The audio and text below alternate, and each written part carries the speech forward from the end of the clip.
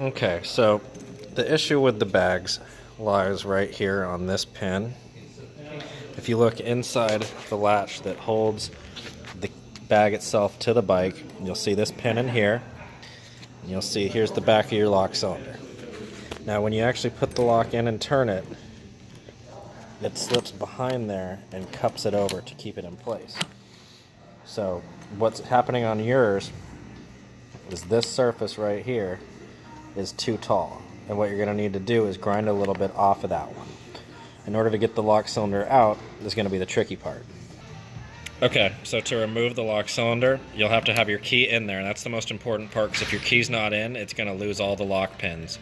But when you turn it, you'll see down here at the bottom, there is the back of the locking pin itself is right there.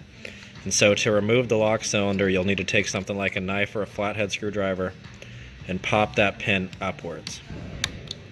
So you see that pin down at the bottom, I'm going to pop it up, and with it up, the whole lock cylinder should come down. So pop, and the whole cylinder will come down. Rotate it down this way a little.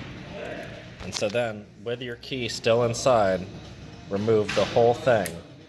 And when you bring it out, that last pin is going to come out. Like so. It's probably going to go flying.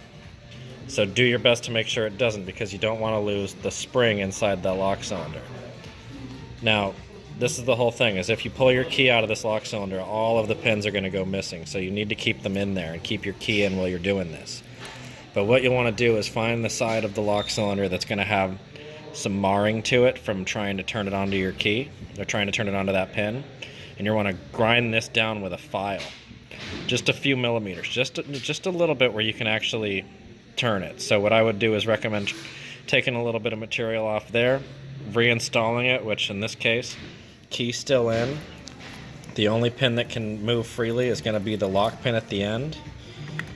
And you're going to need to, just like you did to take it out, use a knife or something skinny to pry it down and get it back in.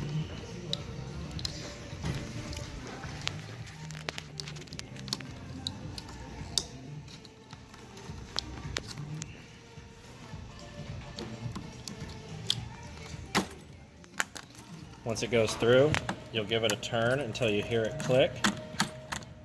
Then you know it's in.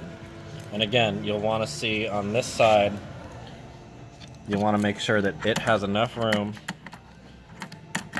to fit behind that lock pin.